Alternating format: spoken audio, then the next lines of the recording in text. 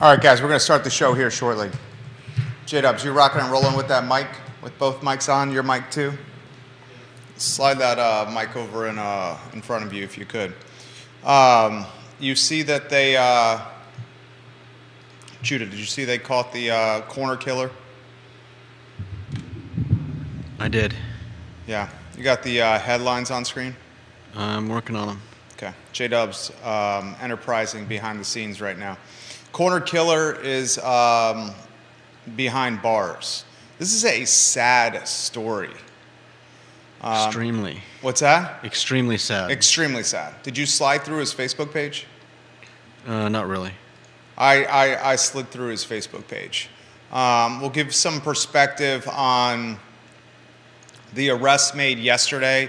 We let you know yesterday on the talk show that an arrest was going to be made within 48 hours, if not sooner. The arrest was made yesterday as predicted. The corner killer is a 21-year-old with a daughter, and some of the stuff that he's been posting on social media over the last 10 years, I mean, literally since he was 11 and 12 years old, has been extremely concerning. The crime that we have in Charlottesville is a serious problem, but the more significant problem could be why folks think that this is the last solution or the last resort or the answer to a beef with a female at a bar on the corner. Yeah. I want to talk about that on today's program. We'll try to humanize this entire crappy situation today. We'll talk on today's program Kim's Market on Cherry Avenue. The team at Woodard, who owns Kim's Market, Keith Woodard's team, they issued a statement that was not threatening but was very clear.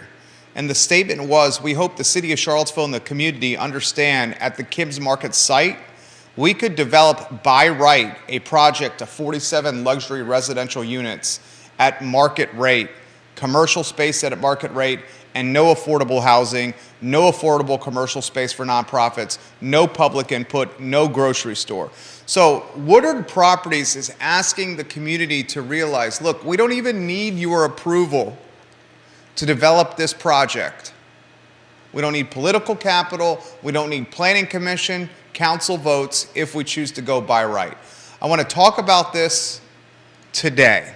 I also want to talk Ace Biscuit and Barbecue. We were the first to let you know yesterday that Ace Biscuit and Barbecue found a buyer in the bottom of the ninth inning. Heck, after the game was over, a buyer was found. And I'm going to ask this question. What does Ace Biscuit and Barbecue have to do differently? It's got to do something differently if it's going to reopen and expect different results.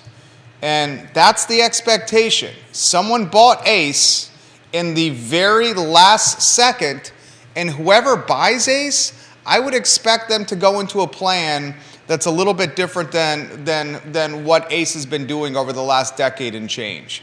So that topic on today's show. Jason Williford, the assistant coach for Tony Bennett on the UVA men's basketball staff, has reportedly turned down an offer from American University, and Jason Williford is on a short list for an opening at Temple University as well. This is Tony Bennett's right-hand man.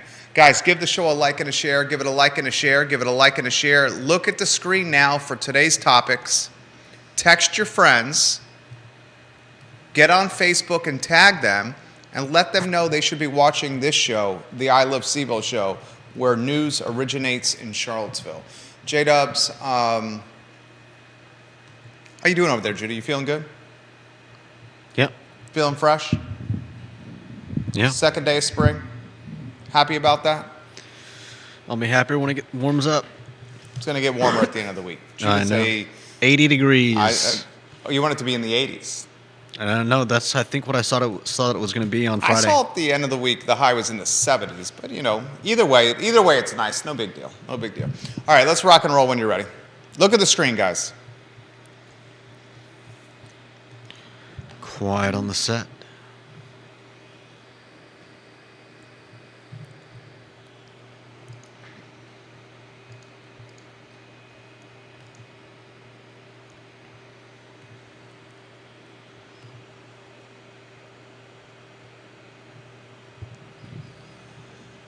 Good Tuesday afternoon, guys. I'm Jerry Miller. Welcome to the I Love CVille show. Thank you kindly for joining us on a glorious day to be above the mud. This show presented by Scott Wagner of Scott Wagner Integrated Medicine. Who's got your back? Dr. Wagner has your back. A lot we're going to cover on today's show, and I encourage you, the viewer and listener, to look at the screen right now. There you will see the headlines that we will cover.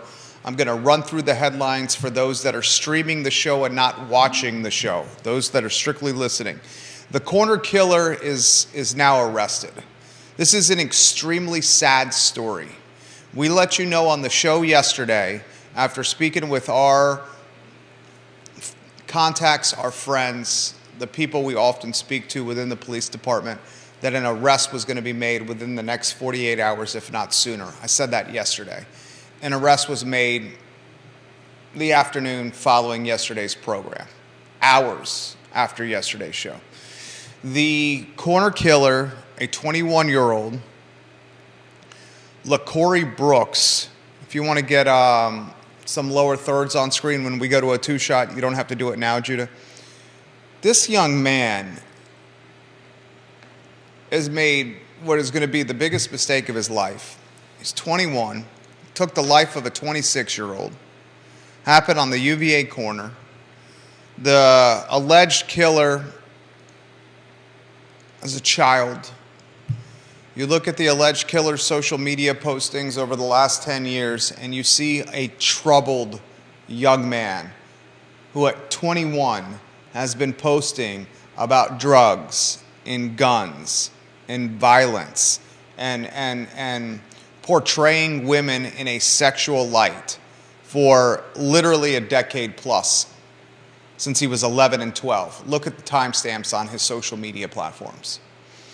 The corner killer, this alleged killer that took the life of a 26-year-old on Elliewood Avenue, a murder that had President Jim Ryan issuing a statement in the wee hours of a weekend morning. A statement that included a call to action for University of Virginia Police Chief Tim Longo and COO J.J. Davis. A statement from Jim Ryan that said UVA would work quickly to resolve this murder in conjunction with Charlottesville and Albemarle County and other enforcement departments. This story is extremely sad. Extremely sad. I feel for the deceased family. I empathize for the alleged murderer's family and friends, in particular his daughter. And I ask this question, what leads a 21-year-old to believe or to act in a way that a beef over a female, allegedly the victim grabbed the behind of the alleged killer's girlfriend. This was over a girl. We're at a point in 2023 where 21-year-olds think pulling out a gun and killing somebody is the answer to solving a butt grab situation. We're at a point in 2023 where a young man who was raised in Charlottesville and grew up in Charlottesville over the last 10 years, 11 years of his life in very visible fashion has been posting on social media guns, drugs, violence, and objectifying women. This has been happening for over a decade. We have much greater issues. The gun violence in this town is a problem. But 21-year-olds for a decade posting about gun violence in public forums and then utilizing a gun to resolve an issue that included someone grabbing his girlfriend's butt. God just can't figure that out. Joe Plantania can't figure that out. Jim Hingley can't figure that out. I think we are severely underestimating the impact that quarantining for 2 years has done on youth. Keeping children, high-risk children, on the edge of crime, on the edge of jail, away from teachers and role models and their peers for a couple of years is having an impact that I don't think we truly understand. On today's program, I'll give you the details of LaCorey Brooks, his arrest. I'll give you a statement released by Joe Plantania, the Commonwealth's attorney of Charlottesville City. He offers essentially an analysis or a grade on the Charlottesville Police Department in his statement, Joe Plantania does. And I'm going to ask you, the viewer and listener, this question. Do quick arrests made by the Charlottesville Police Department impact criminal behavior? Do quick arrests give criminals pause or make them think twice before committing a crime? Because right now, the Charlottesville Police Department has very swiftly solved murder after murder after murder after murder, arresting people, finding criminals, finding people, and putting them behind bars. I'll talk about that on today's show. I'll show you photos of the alleged corner killer. And we'll just try to get to the bottom of something that is potentially a much greater problem. I want to talk today's show, the message from Woodard Properties. Woodard Properties is passing on to the community in a non-threatening way that they can take the Kim's Market parcel on Cherry Avenue, the home to the IGA grocery store at one time, and they can take this piece of land and they can, if they want to, they can go by right. And if they go by right, they don't need the community's input, planning commission's approval, city council's approval. They need no political capital. If they go by right, you got 47 luxury residential units on Cherry Avenue. You got commercial space that's market rate commercial. You have no affordable commercial space, no affordable housing, no space for nonprofits, and no grocery stores. So the city of Charlottesville is kind of in a rock and a hard place here. You got one of the most prolific local developers in Woodard Properties, a company that's well capitalized, has vision, resources, and deep pockets, saying if we don't get a little bit of leeway and a little bit of give from Charlottesville, we could just go 47 luxury residential units in commercial space at top dollar. And we'll do it by the letter of the law without your approval, community, without your approval, elected, and without your approval, appointed officials. And we're going to put it in a neighborhood that's historically African American, in a position within that neighborhood that's the gateway or the entry to the neighborhood.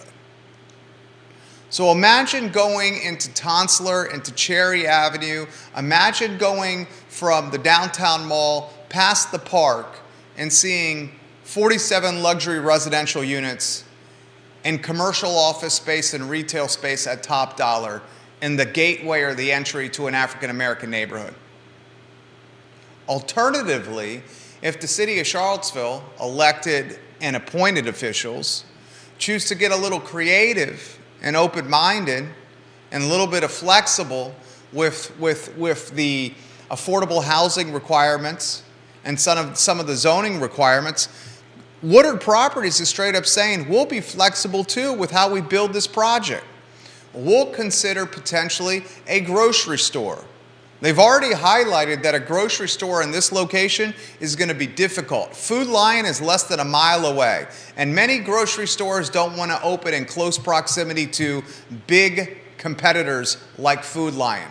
So you probably are looking at a small store. It's a 3,500 square foot space they're projecting they would build out for a grocery store. A 3,500 square foot grocery store is a boutique grocery store. It ain't Wegmans. How many square feet was Wegmans? I think you found it on Charlottesville. Wasn't it over 100,000 square feet, Fifth Street Station? Can you get me that data point, J-Dubs? Yeah. If memory serves correctly, you found it was over 100,000 square feet for Wegmans down Fifth Street. A boutique grocery store, let me ask you this question. Let's say it's a 3,500 square foot grocery store. When you have a grocery store of that size, you essentially have a boutique grocery store with boutique grocery store prices. Would the neighborhood be able to afford these rates anyway? We're not talking Food Lion rates, Giant rates, Kroger rates. Boutique grocery stores 50 to 75% higher in price because they don't have the economies of scale and the resources and the vertically integrated business models that a Kroger or a Wegmans does. Let me know when you have that number. I'll give you some insight into what the city should do, and then I'll ask you, the viewer and listener, to offer some perspective as well. Warrior AG, thank you for retweeting the show. I'll get to your comments, Albert Graves, here in a matter of moments. I also want to talk on today's program, Ace Biscuit and Barbecue. It's been saved. I have some intimate knowledge into what's going on with this. Choose my words carefully here. I have some intimate knowledge with what's going on here with Ace Biscuit and Barbecue. I've been told by some of the players involved to relay certain things and not all things. The beloved barbecue joint is going to reopen again later this week. Brian Ashworth and his team tried for an extended period of time to find a buyer. They worked with friend of the program, who I work alongside and do some business with, Stu Rifkin, to sell the joint. The spot didn't sell. The spot didn't sell for a number of reasons. Some people can say asking price. Others will say the financing climate in 2023, it's extremely difficult to get a loan to buy a business right now. This banking crisis, this Signature Bank, this First Republic Bank, the Silicon Valley Bank, the collateral damage of all this, you know what it's going to be? It's going to be much tighter loan and financing environments for individuals, for families, and for small businesses. Regional banks, I can assure you, are going to tighten up requirements for loan and money and put money on the street. And these businesses that are coming up for sale, I represent a lot of them. We talk about them on this show. One of the major hurdles to buying a business is financing and getting the capital to purchase it. And these regional banks will make access to that capital even more difficult now that we've had these bank runs over the last 2 weeks. Mark that down. You heard it here first. So I'm going to ask you this question. Ace Biscuit and Barbecue. It's going to reopen later this week. Something different's got to be done, right? You can't just run Ace Biscuit and Barbecue in the same manner that Brian and his team were running it and expect different results, right? What's the definition of insanity? It's almost turned into a cliche right now. You got that, Judah, on a two-shot? Just a second. Here we go. Doing the same thing over and over again and expecting a different result? That's the definition of insanity. Whoever takes over Ace Biscuit and Barbecue, and I'll let them relay that to you when the time is right, or they'll say, Jerry, you can get the word out to the community now. Maybe that time comes at the end of this week when the grand reopening is before us. But what does Ace need to do differently to produce different results? Brian Ashworth is a badass. He created a business from scratch. He built a business around ridiculously delicious barbecue, served in a friendly setting, in an approachable setting. But over the course of a decade, market conditions changed. The labor market changed. It became tighter, less robust, and more expensive. Cost of goods became volatile and unpredictable. Inflation takes a toll on the small business, as does the lending environment where access to capital is becoming more difficult than ever. Lines of credit is what I'm talking about.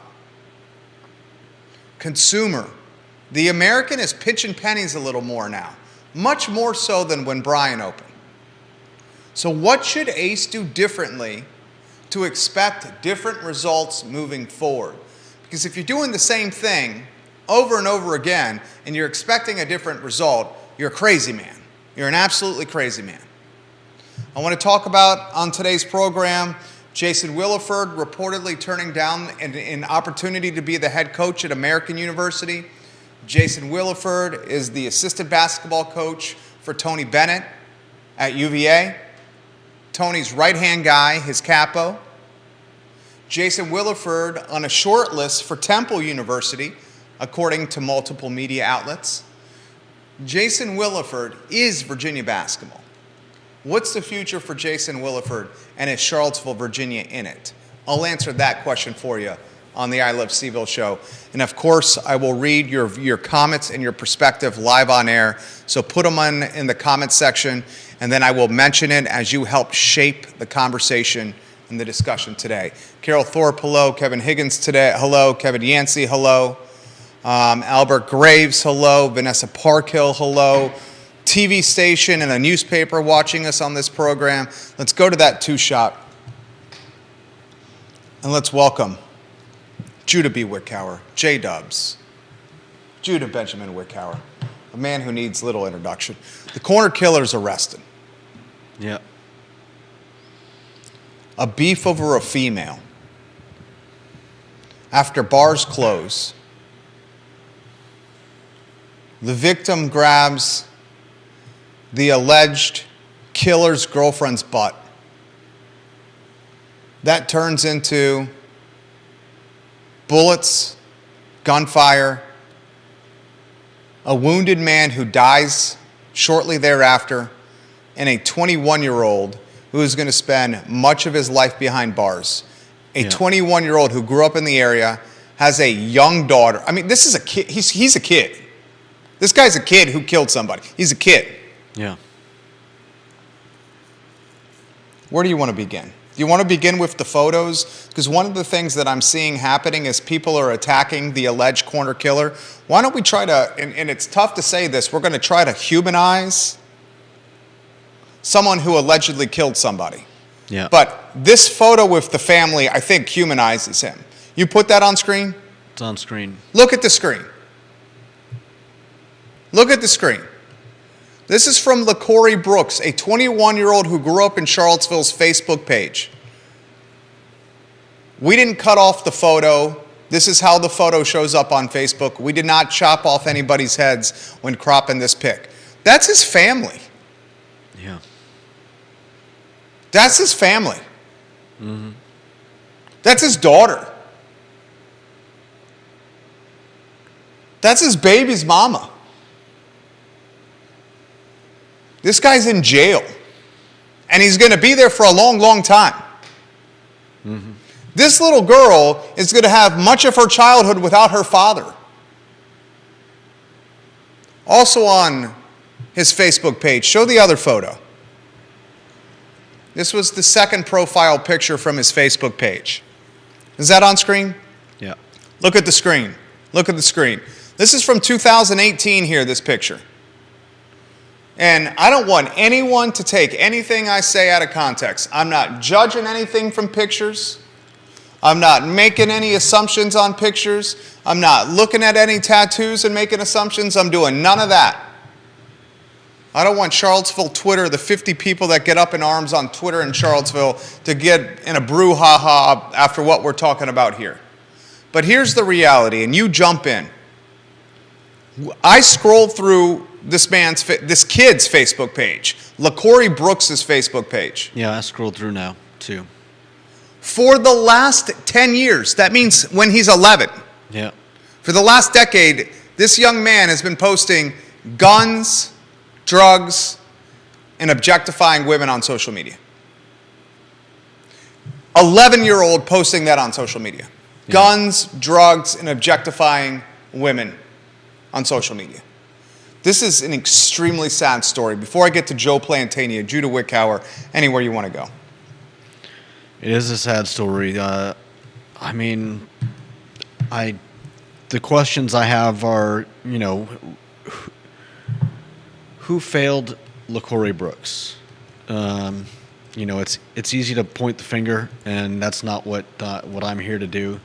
But from father figures to schools to friends to social media and media itself, this young man has been failed. Has been completely failed. The people around him have failed him. Yeah. And it's sad that it's come to this, and that one man is dead, and this young man will be going to prison, as you said, for probably a long time. Joe Plantania issues a statement. He's the Commonwealth's attorney in Charlottesville. A lot of people say the top cop is Mike Kochis, the police chief. The top cop in Charlottesville is Joe Plantania, the Commonwealth's attorney. He's the top cop. He decides what kind of extent he's going to pursue for years behind bars. He's the top cop. Plantania says this yesterday, and I'm going to read it verbatim. And Plantania's come on this network. Verbatim, I'm reading this. Quote, "While tragedy continues to visit our community, I'd like to note the tireless work of the CPD in bringing the last 5 homicide cases to closure by arrest. Charged individuals are presumed innocent, but please recognize the almost unprecedented level of thorough and professional police work that is going on under the leadership of Chief Kochis and his team," end quote. I want to highlight one word from that statement. You know the word I'm going to highlight? Nope. Unprecedented. Please recognize the almost unprecedented level of thorough and professional police work that is going on under the leadership of Chief Kochis and his team. That's Joe Plantania saying this. Yeah. That's shade to Brackney. Using the word unprecedented is shade to Brackney. Yeah. And when Plantania posted this on his Facebook page, friend of the program Michael Wells of the Police Benevolent Society, remember he got in the brouhaha with Chief Brackney, and Wells was supporting officers who said they didn't feel supported by their police chief. Yeah. Wells leaves in the comment section of this statement from Plantania, and this comment says 1,000 words as well. This is what Michael Wells says, friend of the program. He says, I'm sure the hardworking detectives and officers finally feel supported. Long time coming. In the last week, we've heard Sean Reeves, the Albemarle County Police Chief, say on the record in a meeting that for the first time in 5 years, Albemarle County is working with Charlottesville and the University Police Department. Yeah. Albemarle Chief throwing shade at Brackney. Yesterday, Plantania, the top cop, the Commonwealth's attorney, uses the word unprecedented for the job that Kochis and his staff has done. And then under that statement, Michael Wells releases a comment of his own where he says, the hardworking detectives and officers finally feel supported. A long time coming.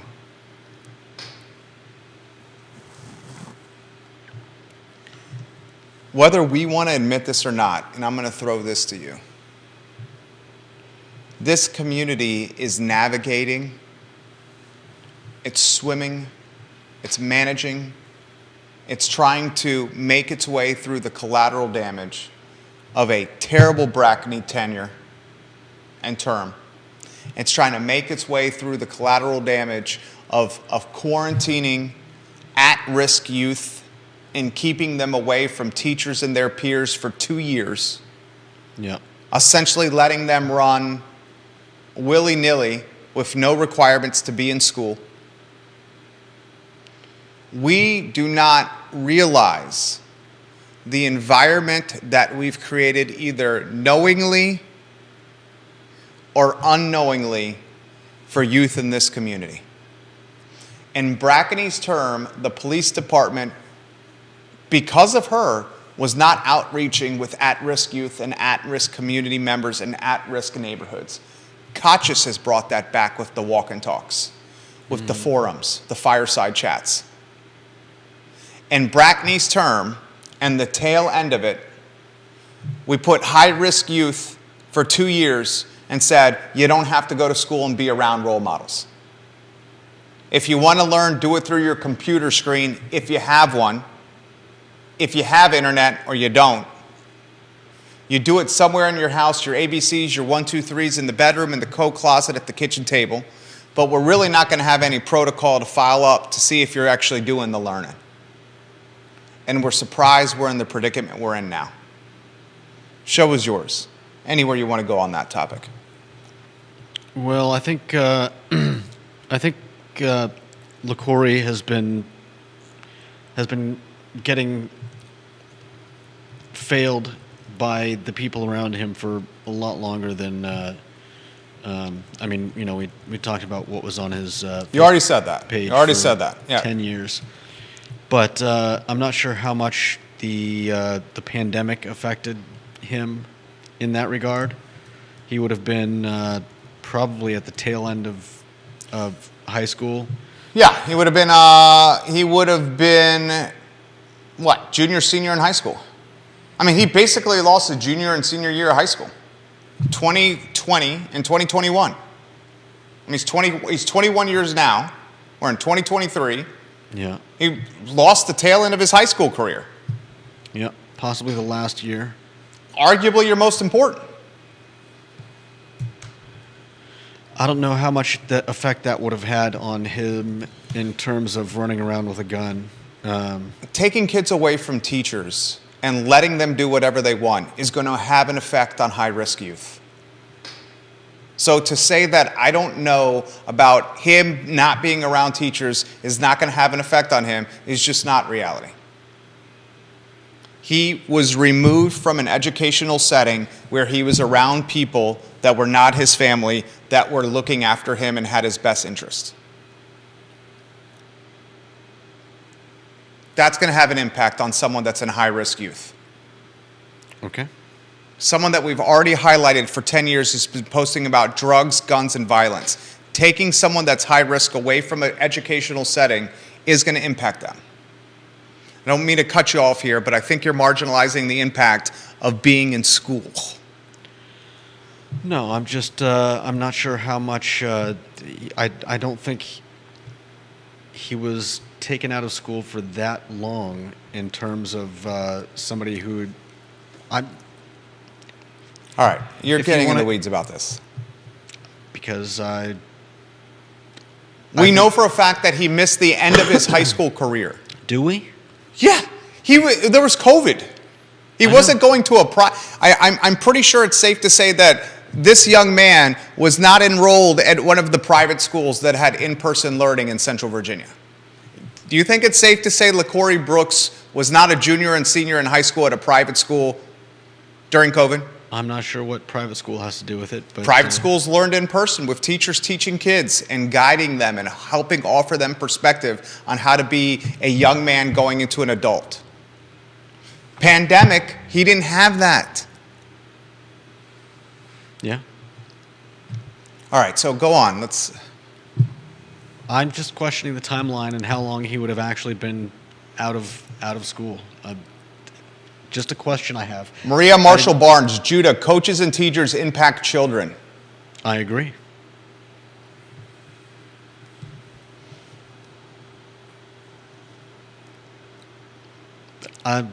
I'm sorry. I didn't mean to stop your momentum. I just have questions about how much the pandemic. Okay, so this entire conversation, you choose to stop and offer perspective on a timeline of COVID as opposed to the topic in totality. I mean, that's what we were talking about. So yeah, I have questions about that, but it's not a big deal. It is a shame, and I think a lot of children have been affected by being taken out of school for long amounts of time, and we probably won't know the full effects of that on our nation's kids or the world's children. And that's the right answer right there. That's the answer Judah should have led with. Okay. Saying that. Still doesn't change the questions I have about his own time. Okay. Well, anything else you want to add on that? No. Okay. So we have a young man for 10 years has been posting about guns, drugs, and violence on his Facebook page. You can go check it out. We have a young man who has a daughter. We have a young man who solved a beef over a guy grabbing his girlfriend's butt by killing the guy, allegedly. We have a young man who grew up in Charlottesville who, in March of 2020, would have been 17 or 18. We have a young man who has left a lot of hurt for a lot of different families and groups of friends. We have a Commonwealth's attorney saying that the level of policing being done in this community is unprecedented. We have an Albemarle County police chief saying for the first time in years these departments are working together. Leadership is telling folks in this community that the police department is turning and heading in the right direction. Plantania is an elected official. When he uses terms like unprecedented, it is strategic and intentional. His word choice. Attorneys are very selective with their words.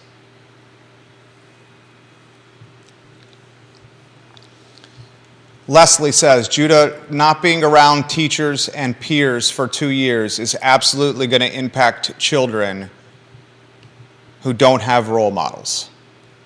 Thank you, Leslie Johnson, for that comment. I agree, but I don't think he was taken out of school Regardless, for 2 dude, years. he spent 2 years when he was 17, 18, and 19 in a quarantine setting.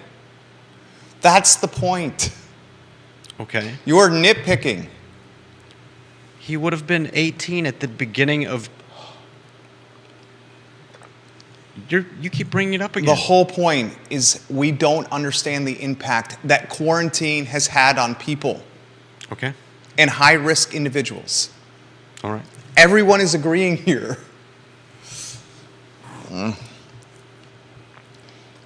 Do quick arrests influence criminal behavior?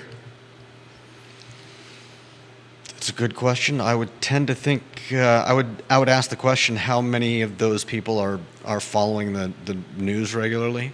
I don't know that this guy would have been keeping up with what's going on in terms of the Charlottesville Police Department. I could be wrong, but I don't think that any of that information went into his thinking when he pulled the gun. I would like to think quick arrests have an impact on criminal behavior, but I do not think they do. I do not think quick arrests would have prevented what happened on Elliewood. I do not think these quick arrests that Joe Plantania is highlighting would have prevented Skeeter Smith's murder in Fifeville. The man who murdered Skeeter Smith was previously in jail and was a hardened criminal. He was not going to be swayed or influenced by Plantania or Kachis or Reeves putting criminals in handcuffs. I think what the quick arrests do influence and create is it fosters confidence and a sense of safety within this community, and that has a value. Kachis and Plantania and Reeves and these departments and Longo getting people arrested quickly is going to help breathe a sigh of relief at breakfast tables, dinner tables, at homes that do not have high-risk people living within them. The quick arrests create a sense of confidence and safety for folks not really committing crime. I don't think they're going to influence folks that have criminal intent. Albert Graves, during COVID, if a kid did not have a parent or parents involved, while also not having a teacher involved, then those kids are very set back from a development standpoint. I read this live on air. Thank you, Albert Graves, for that perspective. So where do we go from here?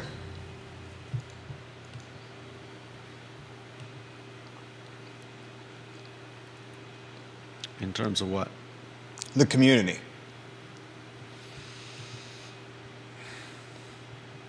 I think we need to support groups like the Buck Squad. I think if they had been involved in this man's life for the last few years, there may have been a different outcome. He clearly needs a father figure and people to look up to who aren't glorifying violence and the kind of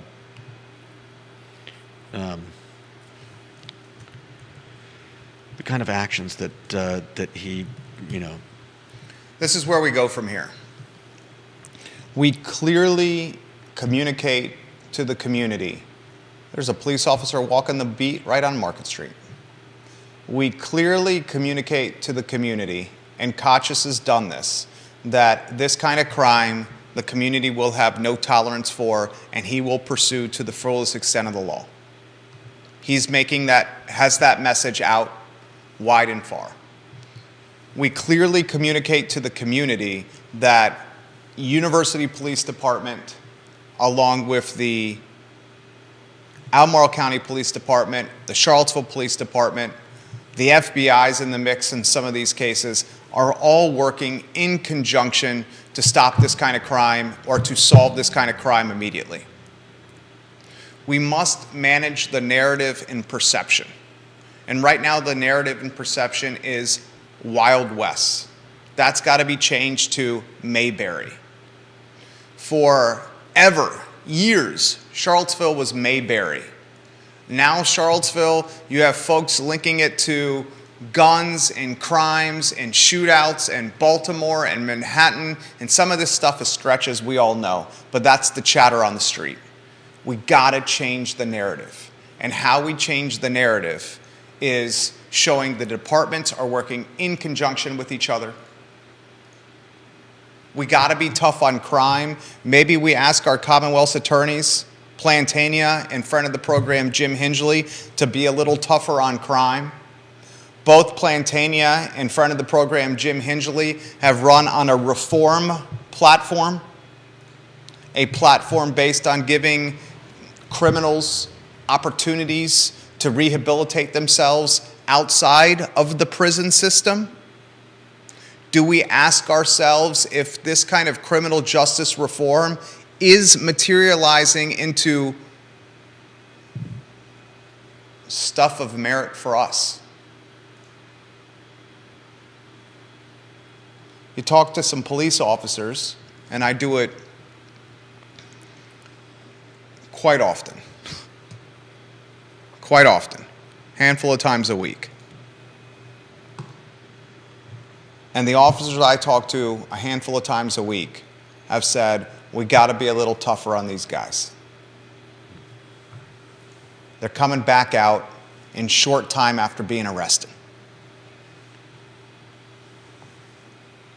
And a couple of the officers have said to me that is demoralizing to us as a team and as a department, because we work our tails off to put these guys in jail, and then we see them shortly thereafter up to tomfoolery and shenanigans yet again. We got to change the narrative. I think Plantania knows that. I think Hingley knows that. Reeves and Kochis and Longo know that too. Any other things you want to offer on this topic? Yeah, I still think that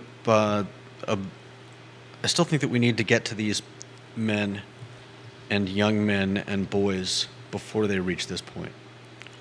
Changing the narrative is great, but I would rather see... But how? How are you going to do that? As I said, support more groups like the Buck Squad. Buck Squad is more for keeping violence from happening before violence is about to go down. If you're looking... Isn't that much better than having to change the narrative after the fact? I think if you're looking to impact high-risk youth, teenagers, and young adults before they become high risk, you may need to consider funding or better capitalizing or creating scholarship opportunities for preschool and early education programs. Those are decent ideas. Here's a perfect example. Parents that are watching this show can relate to this. Our oldest son just turned 5 years old. He's been in a preschool program for 2+ years. Our youngest son is 4 months old. He will be in a preschool program for 3 years before kindergarten. The only reason our oldest son is not in a preschool program for 3 years is because of the pandemic, where we were a little hesitant at the start of COVID to put him in a preschool program right away. In hindsight, we regret that decision. Our youngest will have a full 3-year run at a paid preschool before he gets to kindergarten. Many we have found of our oldest peers, when they go to kindergarten, are going to school for the first time in kindergarten. Day one, their first day of school will be kindergarten, where our son will have been in school for 2 years plus, our youngest for 3 years plus. I would love to see a prioritization of early access education. Because if you can get kids as early as preschool and into kindergarten and first and second grade thinking school is cool, being around teachers, being in learning settings, they're going to have success at a much greater clip. It's going to be much more difficult for a young man, for a little boy or a little girl to go straight into kindergarten on day one and compete with kids that have been in preschool for 3 years. And as you're in school and as you have difficulty in school, because maybe you started a 26.2 mile race, a marathon, 2 miles behind the start line compared to your competition, you're going to eventually struggle. And you're going to ask yourself, is this what's best for me school? And you may lose interest, and that's when other things could distract you. So solution, maybe we start figuring out an equitable way for early access education for all of us in the community and not those that have disposable income. There's a solution. Why does early access education tie directly to those that can afford the tuition? You know how much it is to go to preschool for a month, where we go? I know it's expensive. It's not cheap. Dylan's Rule on Twitter says, quick arrests don't deter crime. However, long sentences do deter crime. That's Dylan's Rule talking Hingeley and Plantania, dropping heavier sentences there. More comments coming in fast and furious, faster than I can count here. This is from Deep Throat. Today's shooter is tomorrow's victim. Arresting the guy maybe saves his life, honestly. But yeah, people with low impulse control by definition are not doing risk calculus before they shoot somebody who insults them. Yeah. He's talking about quick arrest not detering crime right there. Yeah.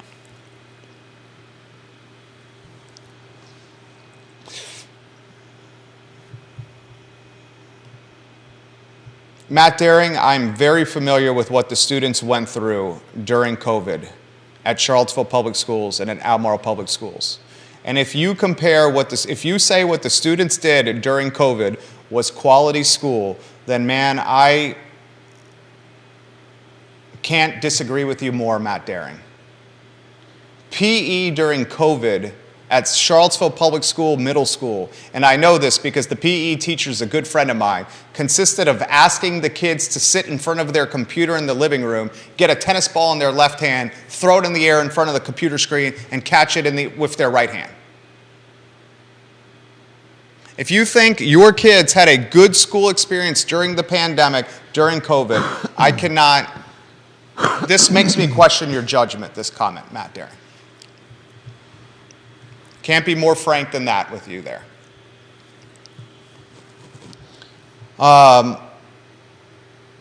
Olivia Branch says, until we change the narrative of see something, say something, more of our children will make wrong turns. I agree with that. Snitches get stitches, is what she's talking about. We need to change the narrative of see something, say something. That's what it needs to be.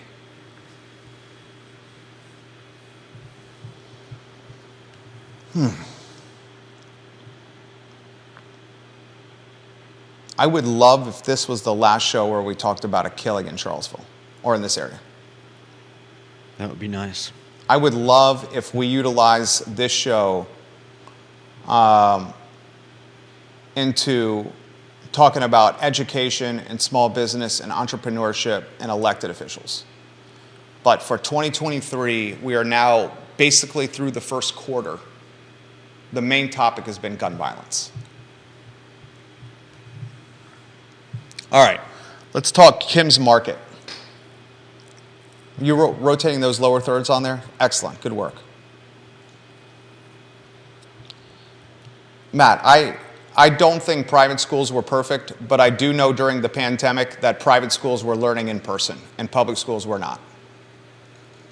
And we've had Lee Elberson, the CEO of Claiborne Education, on this program talking about the value proposition of private schools during the pandemic has never been greater.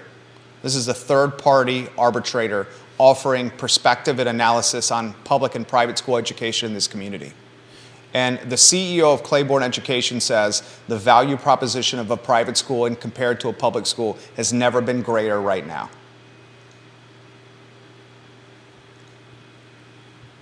So please, stop.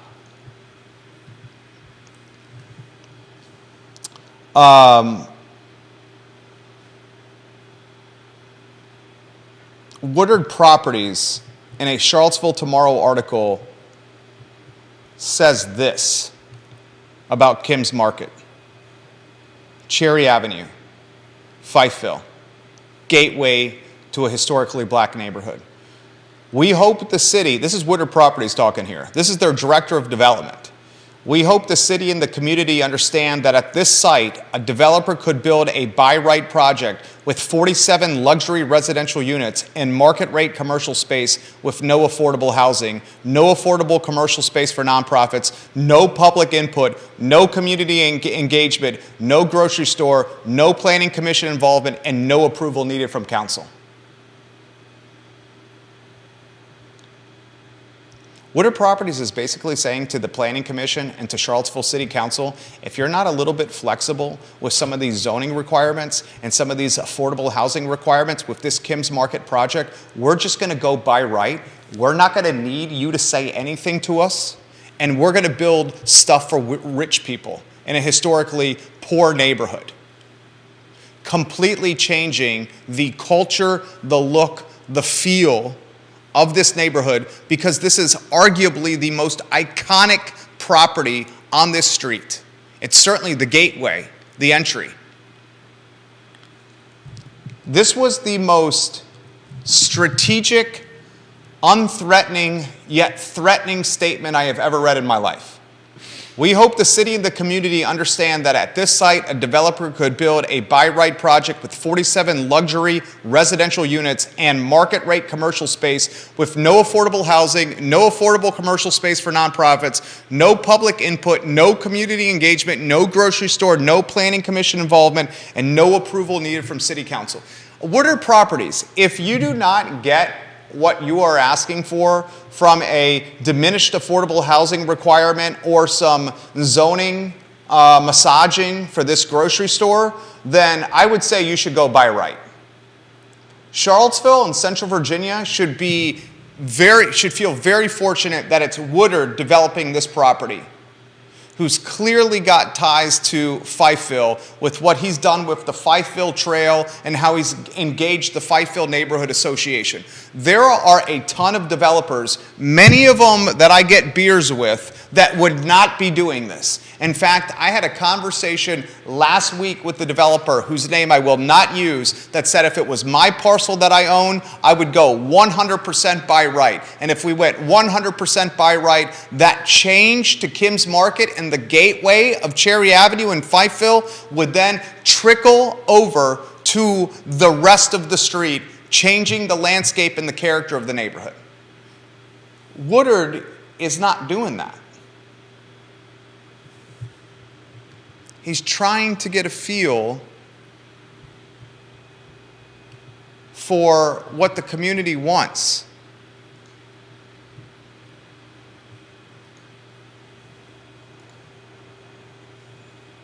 He's trying to do what's right. And really, it's his son, Anthony, calling a lot of the shots now. We got a local developer that's trying to do what's right for the community. I'd be disappointed if local government made this project so complicated and arduous and difficult for Woodard Properties that they get flabbergasted, exasperated, and say, we're just going to go by right. Remember, this is the same company years ago that walked away from nearly $2 million of underground infrastructure on Water Street. Woodard was going to develop that Water Street parking lot and build this beautiful oasis that was going to be the home of the farmers market. Woodard got in such a beef with city council at the time. Nakia Walker was the mayor. Such difficulty navigating the political headwinds of council at the time that Woodard's company literally walked away from nearly $2 million of underground infrastructure. There's a precedent in place of city council and city hall and city government being difficult to work with this company, Woodard Properties. To the point where Woodard said, peace on $2 million.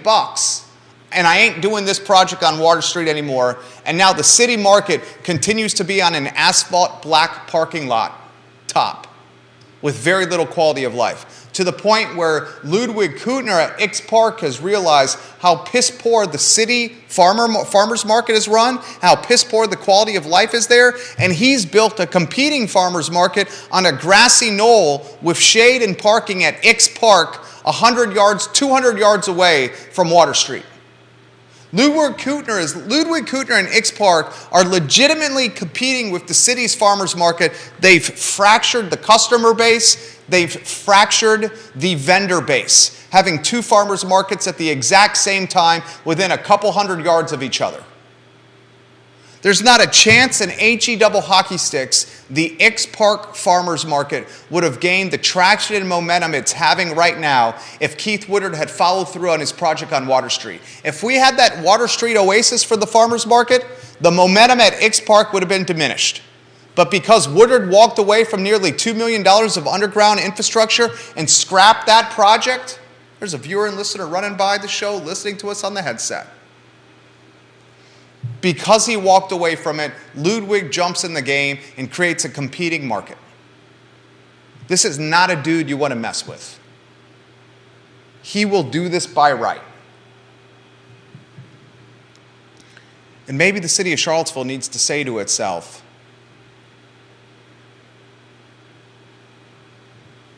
let's give some today to get a lot more tomorrow. If Payne and Pinkston and Council, and if Stolzenberg and Sola Yates and the Planning Commission, and if Michael Rogers and City Hall start getting in the minutia and making this difficult for Woodard Properties, they will go by right. And probably their best path to profitability is by right. I doubt their best path to profitability is building a grocery store, boutique grocery store, where they're going to have to solicit a tenant, maybe encourage someone in the neighborhood to form a co-op, a 3,500 square foot boutique grocery store, and some space for nonprofits from a commercial leasing standpoint. That's not the best path to profitability. He's offering this path, this alternative path, because he cares of Charlottesville. But if you push the company too far, they're going to go luxury, and they'll change the character of this neighborhood because this is a gateway point to it. You want the grocery store, I know you do. Yeah, I think it would be a boon to the neighborhood. I think it would be great for the neighborhood.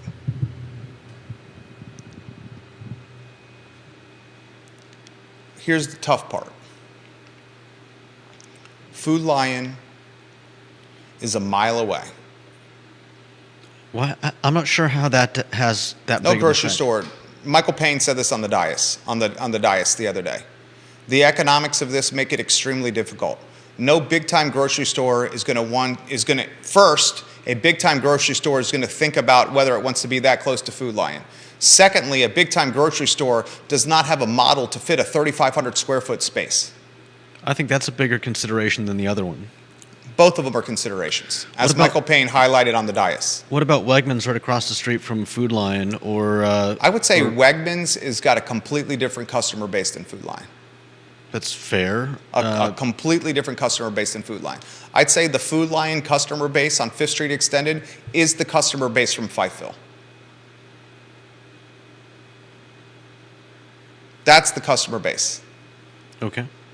Wegmans and Food Lion, while both grocery stores, and while they both sell eggs, cheese, and bread, cold beer, cigarettes, and lottery tickets, the customer bases are completely different. Okay. And as you pointed out, 3,500 square feet, who can put that model together? Yeah. Our neighbor, the Market Street Market, can. Even Reed's Super Save Market, I think, is 10,000 plus square feet. What was Wegmans, 100,000 plus square feet? Yeah, I think it was around 120,000. 120,000.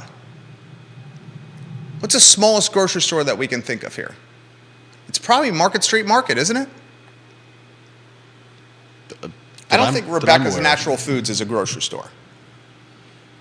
I mean, we could get into the weeds discussing what is and isn't. I mean, Rebecca's Natural Foods doesn't sell. I've never been to Rebecca's. I've been in so I have Rebecca's. no That's not a idea grocery what it store. looks like. I'd say the smallest grocery store in what's the smallest grocery store in Charlottesville or in Albemarle County? Market Street Ooh, Market Deep is- Throat said Integral Yoga is about 3,000 square feet. It's a cool place to buy food. Not the largest selection nor the lowest prices, but it is where I do probably 60% of my food shopping. Deep Throat does 60% of his food shopping at Integral Yoga. I did not know that. I'd say the Integral Yoga might be slightly smaller than the Market Street Market. And he says there's no eggs at Integral Yoga. No eggs. Yeah. He also said, to your point, when we applied to St. Anne's as COVID started, they waived us in. But in 2021, the line was out the door to get into private schools there. This from Grayson. Jerry, to your point, our two kids were enrolled at Charlottesville City Schools at the beginning of COVID. We saw the curriculum that they had planned for our youngest in the second semester during 2020 when COVID first outbreaked. And then as soon as we saw the curriculum during that second semester, we pulled both our kids out of school, and now we have them in different private schools that fit their skill sets best. Is it more difficult for my wife and I? Absolutely. Would we do it exactly the same? Absolutely. Thank you, Grayson, for that comment.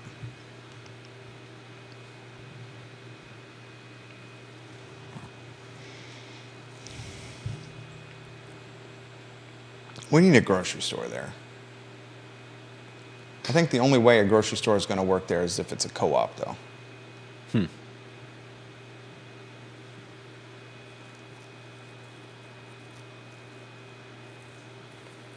Nora Gaffney says, according to Brooks's Facebook page, he was a junior and senior during COVID.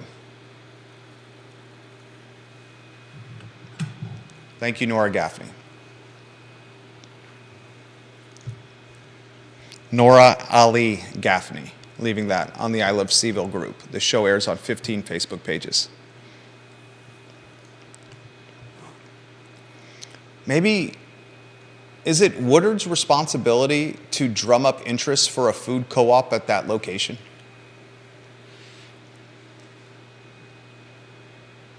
I wouldn't think so. I don't think so either. I think he's already showing he's going to do well by the community by offering commercial space for nonprofits and trying to get clever and creative by creating a grocery store there. I think that's the extent of what he's supposed to do. And frankly speaking, he doesn't even have to do this. Right. If Woodard Properties just went by right with its development, we couldn't throw shade at them. The guy's allowed to do this. Yeah. The fact that he's considering a different path besides the easiest path to profitability shows he cares about the city. The company cares about the city. No doubt. All right, I got to ask this question. What does Ace Biscuit and Barbecue need to do differently? I have to navigate this carefully. We have intimate knowledge of what's transpired. We got a buyer who's tied to a very, very, very, very, very, very, very wealthy organization locally. Essentially saving the day when it comes to this restaurant. Buying a business after, I want to highlight the last minute purchase here. Brian and Ace put on social media that we're closing, and this is our last day. The community response to that initial Facebook post was so significant that the initial closing date they sent, they had to move it up considerably because the community flooded Ace and basically bought them out of everything. After they moved up the date of closing and they finished that last day, Brian and his wife go to Timberwood Restaurant North, and they celebrate a chapter closed. And a buyer comes and saves the day. I love this business. I love this sandwich, especially the Old Dirty Bastard, and I love what Brian built. But whoever takes this over, and I'll leave it to the new owner to make the announcement, they got to do something different. At least something different than Brian was doing. What would you do? Man,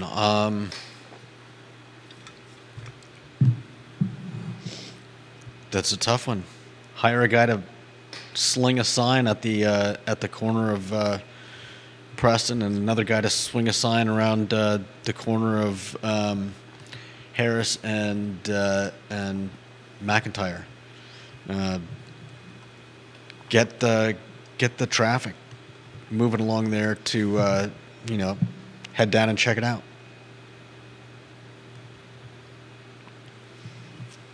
Here's what I would do differently. I would up my social media game. That's something that Ace could have done much better. It's social media game. Mm-hmm. I would up my presence with catering at the University of Virginia. I've seen firsthand, Derek Bond owns Moe's on Ivy Road. Moe's on Ivy Road makes significant money from catering events at the University of Virginia. The type of catering that helps carry a restaurant on Monday, Tuesday, Wednesdays, and Thursdays when there's no business. Yeah. If I was Ace, I would potentially consider a smaller square foot or footprint. If I was Ace, I would consider additional revenue streams like bottled sauces sold at the location, although that requires a lot of permitting and approval to do. Yeah. Excuse me. If I was Ace, I would consider potentially delivery around the University of Virginia and not through third-party delivery apps to take all your margin. That's probably going to be the toughest to implement. I would consider delivery to grounds, specifically fraternity and sorority row. A lot of people don't realize this. A lot of restaurateurs don't realize this. I was a Phi Kappa Psi, the fraternity at the end of the Mad Bull on Rugby Road, the most iconic, noticeable one. We had 5-figure contracts. I'm talking $10,000, $11,000, $12,000 contracts with a couple of restaurants over the course of a school year. to cater our events, and to bring us food on certain days each week. The fraternities and sororities have points of contact that have to manage the food schedules for members, especially those living in the house. See if you can make contact with these people. It's difficult because they change every year. I know firsthand I was one of them. But you could potentially negotiate $10,000, $11,000, $12,000 contracts with a couple of these fraternities and a couple of these sororities, and before you know that, you got $50,000, $60,000 of incremental revenue you didn't have on the books. These are all incremental sources of revenue, ideas that will generate new money for the business. Because if you come in and if you take this business over and this brand over, we got the wrong lower third on screen, Judah. Multiple people are putting that on the feed. If you come in and you run the business the same way, aren't you going to get the same result? So in conclusion, up the social media game, Instagram and Facebook. Figure out some kind of delivery system that targets the University of Virginia students. Get on the calendars and get some FaceTime with fraternities and sororities that do the booking of businesses like ACE to feed the frats in the sorority houses each year. And lastly, and probably most importantly, become an official vendor of the University of Virginia, like competing barbecue joint Moe's has done on Ivy Road, where you can legitimately get six-figure catering contracts over the course of a year with the various departments at UVA. Those are all new concepts not being implemented right now with the business. To close the program, I want to get this out quickly. UVA's men's basketball lead assistant, Jason Williford, has reportedly turned down an opportunity to be the head basketball coach at American University. He currently is on the short list at Temple University. This is Tony Bennett's right-hand man. Now, Jason Williford has a son, two sons, that are playing sports at St. Anne's Belfield Academy literally as we speak. St. Anne's athletic program is fantastic. I would imagine that he's not going to leave Charlottesville and this sideline at the John Paul Jones Arena until his two boys graduate from St. Anne's. One of them is a highly touted basketball player. Let's knock on wood and hope that's the case. All right, we'll get to comments here. I got a 1:45 with a VIP client conference call. Albert Graves, Woodard Properties just show their true colors. Imagine those top dollar residents coexisting with the current residents of Cherry. It might get very, very interesting. Vanessa Parkle said the Woodard property might be a perfect location for an Amazon Fresh. I like that idea, the Amazon Fresh. Juan Sarmiento says BBQ is always so expensive in terms of cost and price of the product. They will need to compete with other restaurants in the area and lower their prices. Also extend their hours later to include dinner. Offer dinner incentives to keep people coming back. Increase their social media game. Start a food truck. Juan Sarmiento, good comment. Lisa Costello, Charlottesville is used to strong arming developers. I like that, Lisa Costello.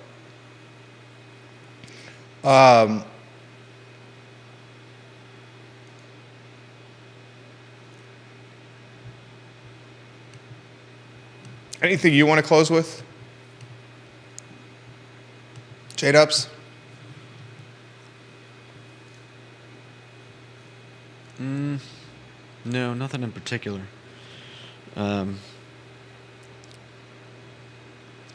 It's good to see that Ace Barbecue is going to continue. I look forward to going there again. I took my parents before they closed so that they would at least have gone there once. Now we can go back. There you go. I like it. Do they like it? Oh, yeah. Thought it was good. great. It's good.